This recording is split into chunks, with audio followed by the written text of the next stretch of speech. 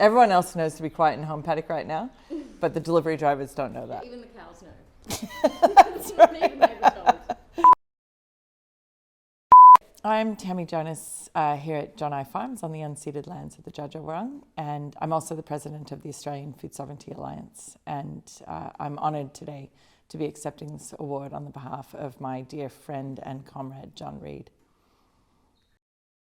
John and I are fellow ratbags and revolutionaries and dear comrades in arms. He's a baker and I'm a farmer and a butcher, and we were here to solve the world's problems through fixing the food system. Bread is not only, an ancient symbol of hearth and home and all that's good.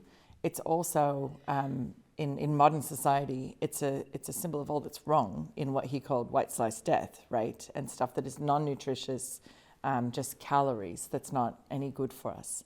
And so by going back to something that is the most ancient good, but also one of the most modern bads, he managed to use bread to show us the destruction that commodity food systems were bringing to us by bringing it back to first principles. This is what we should be eating. This is our daily bread. He was also the most amazingly supportive of anyone who baked. When I first started doing home baking in 2010, and I made some pretty ordinary bread, when he would see it on social media, this is when we first were moving up here, he was like, oh, go. Like, he didn't know me at that stage, but he was just like anybody baking bread. He was there to go, yes, he was a cheerleader for bread making. And then as we improved over the years, you could put a photo of something on Instagram and he would be the first to be like, top loaves, or nailing it. It was just, he was just wanting everyone to bake bread. Yeah, he'd love that expression, let's get this bread. Oh, yeah. Totally. Yes. Yeah, he was a very, very good supporter of bread makers. Didn't matter what your level was. Yeah. And like with all that fierceness I was saying about not wanting you to prove your bread in the fridge because it uses fossil fuels instead of the cool air of the night. He was fierce about that. But if you did prove your bread in the fridge, he would say, sometimes, you're just going to do what you got to do. And I've shared my view on that, but I think it's great you're making bread. He managed to be a critical friend who you never felt was putting you down when he told you to do better. The thing that's probably most important about John for people to know now that he's left us is how important his work to reform the food system was. People who knew him already know his generosity, his kindness, his support for others who are growers or producers or bakers. But those who don't know him may not realize the impact he's had on all of the people who did know him and our ability to carry on growing food in ethical and ecologically sound ways, baking in ways that are connected to the way grain is grown, rejecting industrial food from supermarkets. Like, John made you just want to do everything better. That's what people need to know about John. John cared about his family first and foremost. He adores Ty and the boys and his sister Jude and his brother Al. But connection, I guess, is the ultimate thing. And I think that sense of connection that drove John starts with connection to country, and then it permeates out into everyone else in his orbit. Connection made him want to care for people and place. I guess a way that we were similar is motivated by injustice. I think from an early age, from what I've heard from his family, he was motivated to fight injustice in the world. And if others didn't have the opportunities and the good things in the world that he was privileged to have, he wanted to change that. So he was always trying to bring more of the goodness of his own life to more people, whether that was expressed through just good food or through justice for First Peoples who are dispossessed from the land. Better food matters because actually we would solve most of the world's problems if everyone had access to nutritious and ethical and ecologically sound food, because it would mean our landscapes would be cared for, the animals would be cared for, the people that eat that food would be cared for, and we wouldn't have COVID if we had better food. It's that deep a connection to how much better food matters. I know that John wants his work carried on because we talked about it in June, and the work that he wants carried on is fighting the good fight for a better food system. He wants the growers that are increasingly collectivized and growing older grains to keep doing that work and to inspire other growers to do that. He wants bakers to carry on connections to the grain growers. He wants the grains movement in this country to maintain its momentum. He doesn't want it to die just because he did. He wants everyone to be able to reject what he called white sliced death and have access to beautiful sourdough cooked with fire instead of fossil fuels.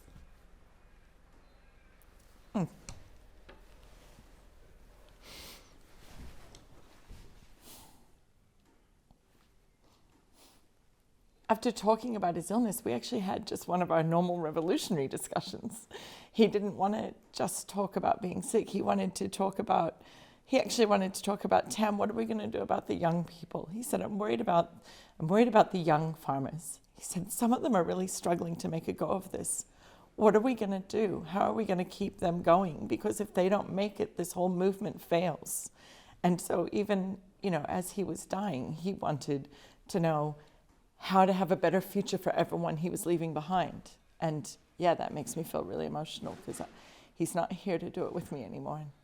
And he was really good at it. They told me so much, Kate, about it when I rang them in his last days to ask for their words for his eulogy. Ian and Courtney from Woodstock told me how they wouldn't have Woodstock flour like they do now. They wouldn't have made some of the choices they made if it wasn't for John constantly holding them accountable and asking them to explain their rationale and decision making and make sure it was aligned with the integrity that they wanted to express. And Justin Walsh, who started the Trentham Food Hub, said he wouldn't have been able to do the things he did. Trentham wouldn't have been the town it was if it wasn't for John Reid. Like the young people were saying over and over how important John was to their sense of well-being, their sense of purpose, and the maintenance of the integrity of their vision. They have to carry it on. I should have mentioned Alison and Katie from Twofold Bakery. So when they were starting here in Dalesford, and they didn't have an oven, and they'd baked with him previously, he let them use the RedBeard oven while they got their business going. I mean, he was so anti-competitive and uncompetitive that he would give other bakers access to his oven to get a start in the same place where he sells bread. And that legacy, he had so many bakers come and bake with him and learn more of their craft and question the overnight proofing in refrigeration that uses fossil fuels, the baking in electric ovens instead of with fire, reclaiming the old wood-fired ovens all over the country. And that's not just here. The same in the UK, in the US. He traveled all over the place, and they all inspired each other. But he was this driving and central inspiration in the baking movement and in the connecting of bakers to growers, which is given one of his major legacies is that there is a heritage grain growing movement that is connected to bakers. And John is like a key to that happening at all. So the young people who need to carry on John's legacy and can, in order to do it, they need to remain collectivized. They need to maintain the vision that actually smaller is better. John himself years ago decided to pull the bakery back from as many days as they were open, the cafe, and be open less days for quality of life for himself and his family and his workers. They decided not to do all the farmers markets for quality of life for himself and his family and his workers. And he knew that he didn't need to sell bread everywhere in Victoria because other bakers should do that. And I think that's one of the best lessons that the young people can take is that whether they're farmers or bakers or other kinds of producers, they don't have to service everybody's market. They can actually just sell to their local community, feed their local community. I think that's one of his strongest messages, and pay attention to what's important in your life and don't get caught up in a rat race and don't be competitive. And if they're feeling, like they need guidance and direction, then there's the other bakers and growers in the grains movement, like Steve and Tanya from Burn Biodynamics. There's Ian and Courtney from Woodstock. There's the whole grain milling crew. So they're all such leaders in what they're doing as well. And then so many bakers, I can't name all the bakers, or I'll leave some out and then it would just be terrible. And then there's, of course, the Food Sovereignty Alliance. John was always, a member of the Australian Food Sovereignty Alliance, and that's part of what we do, is we look after the young people and help them stay on track to living, a healthy and sustainable and delicious life, doing what they do best, which is either farm or produce. Yeah. Being connected, that's the message he would give. He was incredible, and he was fucking cheeky. Like, he was so funny. He'd be sitting there, you'd be at like Deep Winter, the agrarian gathering that we have every year, and he'd be up the back, and because he didn't talk much in gatherings, he actually did mostly listening, but he'd be up the back and he'd just have this cheeky grin on his face, and I'd know he was about to give me a Dorothy Dixer so that I'd say something about crushing capitalism.